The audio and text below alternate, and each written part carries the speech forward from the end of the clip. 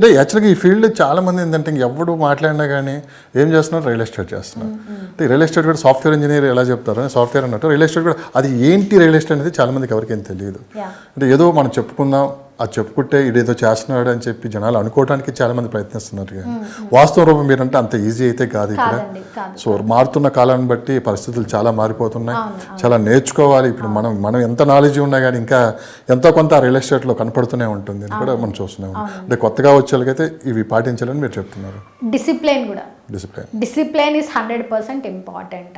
And ఇంకోటి ఏంటి అంటే నేర్చుకునే క్రమంలో మీ సీనియర్స్ ఏం చెప్తారు, మీ మేనేజ్మెంట్ ఏం చెప్తుంది, ఇవన్నీ కూడా మీరు నేర్చుకొని ముందుకెళ్తే సక్సెస్ 100% అవ్వచ్చు అనమాట. మిగతా ప్రాంతాలతో పోల్చుకుంటే గత 10 సంవత్సరాల నుంచి హైదరాబాద్లో ఎలాంటి మార్పులు వచ్చాయి మనం చూసాం, ఎంత వేగం పెంచుకుందో మనం చూసాం రియల్ ఎస్టేట్. రాబోయే 5 సంవత్సరాలు ఇంత మించి ఉంటుందని కూడా చెప్తున్నాం. ఎందుకంటే చిన్న చిన్న వర్షాలకే కొన్ని ప్రాంతాలు మునిగిపోతున్నాయి, మరికొన్ని ప్రాంతాల్లో అయితే ట్రాఫిక్ పెరిగిపోతుంది, మరికొన్ని ప్రాంతాల్లో పొల్యూషన్ పెరిగిపోతుంది. కానీ ఈ 3 లేని ప్రాంతం ఏదైనా ఉన్నదంటే ఒక హైదరాబాద్ మాత్రం.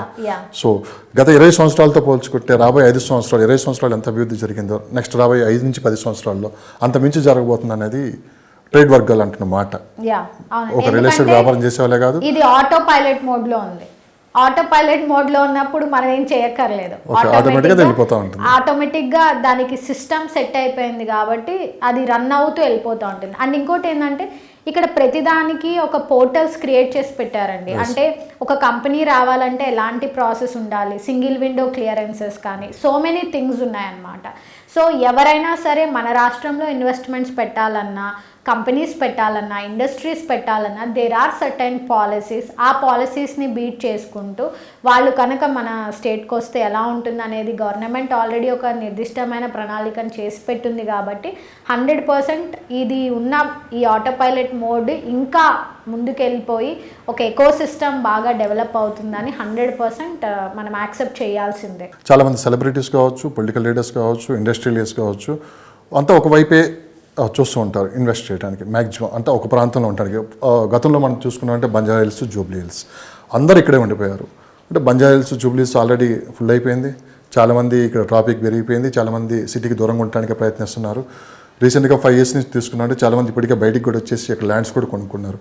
అంటే ఎటువైపు వీళ్ళంతా చూస్తున్నారు, ఎందుకు అక్కడ ఇన్వెస్ట్ చేస్తున్నారు, వీళ్ళని చూసి చాలామంది వీళ్ళు తీసుకున్నారంటే ఖచ్చితంగా ఫ్యూచర్లో ఆ ప్రాంతం మొత్తం మళ్ళీ ఒక మరో జూబ్లీ హిల్స్, బంజారా హిల్స్ అవుతుంది అని ఆలోచన చేసి ఆ చుట్టుపక్కల పెట్టుబడులు పెట్టే కూడా ఉన్నారు. అది ఎంతవరకు మీరు కరెక్ట్ అని భావిస్తారు, ఎటువైపు ఉన్నారు అంతా? నేను అదే అండి, మనం ఇంతకుముందు మాట్లాడుకున్నట్టు వీళ్ళందరూ ఇప్పుడు ఔటర్ రింగ్ రోడ్కి దగ్గరగా ఉన్నారు. అంటే జన్వాడ, తర్వాత మోకిల్లా, శంకర్పల్లి ఇటు సైడే ఉన్నారు. అంటే వాళ్ళకి పెద్ద ల్యాండ్ బ్యాంక్స్ ఉన్నాయి, ఏకర్స్లో ఉన్నాయి. వాళ్ళకి ఎప్పుడో కొన్నారు, వాళ్ళేమి ఈ రోజు కొనింది కాదు. ఈవెన్ మెగాస్టార్ చిరంజీవి గారు, మీరు మీ ఛానల్లో కూడా ఉండనే ఉంటాయి అదర్ ఛానల్స్లో, మెగాస్టార్ చిరంజీవి గారు ఏమన్నారు అంటే నేను ఎప్పుడో కోకాపేటలో భూమి కొన్నానండి, అది ఇప్పుడు చాలా కోట్లు అయింది, అది నేను మా సిస్టర్కి ఇవ్వాలనుకుంటున్నాను అని ఆయననే చెప్పారు.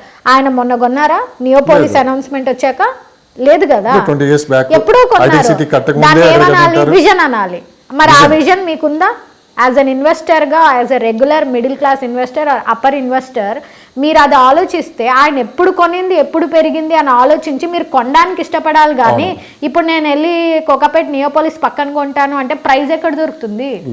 లేదు కదా. ఈ రోజు ఒక మిడిల్ క్లాస్ ఇన్వెస్టర్ కొనే పరిస్థితి లేదు కదా. మార్చుకోవాలి, వెళ్ళాలి, వేరే ప్రాంతాలకు వెళ్ళాలి, విజన్తో ఆలోచించాలి. అంతెందుకండి, ఇప్పుడు మనకు బాలకృష్ణ గారు ఉన్న ఇంటికి బాలకృష్ణ గారు రావడానికే ఇష్టపడలేదంట అప్పట్లో. ఎందుకంటే అవైలబిలిటీ ఉండేది కాదని ఆయన రాలేదని చెప్పి ఒక ప్రముఖ టాక్ షో అన్స్టాపబుల్ షోలో చంద్రబాబు నాయుడు గారు చెప్పారు. మరి ఈరోజు అది ఎలా ఉంది? That is very centre, check post area is very centre అన్నమాట. అలాగే సిటీ పెరిఫెరీస్ కూడా అలాగే ఉంటాయి. ఎప్పటికప్పుడు మీకు ఎవరో ఒకరు వచ్చి గుర్తు చేయాలి, ఎవరో ఒకరు మీకు చెప్పాలి. సెలబ్రిటీస్ వెళ్ళి కొంటే మేము వెళ్ళి కొంటామంటే అవి బట్టల్లో బాగుంటాయి, సెలూన్స్కి వెళ్ళడానికి బాగుంటాయి, జ్యువెలరీ కొనడానికి బాగుంటాయి, అంతేగాని ల్యాండ్ కొనడానికి బాగుంటాయి కానీ ల్యాండ్ కొనడానికి కాదు. సో కాబట్టి వాళ్ళందరూ కొంటున్నారు అంటే వాళ్ళు ప్రైవసీ ఫ్యాక్టర్స్ ఇంపార్టెంట్, వాళ్ళు జనాలకి దూరంగా ఉండడము, వీటన్నిటి కోసం చూస్తూ ఉంటారు. సో వెరాజ్ ఒక మిడిల్ క్లాస్ ఇన్వెస్టర్గా లేదా బడ్జెట్లో చూసుకునే వాళ్ళందరూ కూడా keep investing. Keep investing on according to your budget అని చెప్తాను నేను.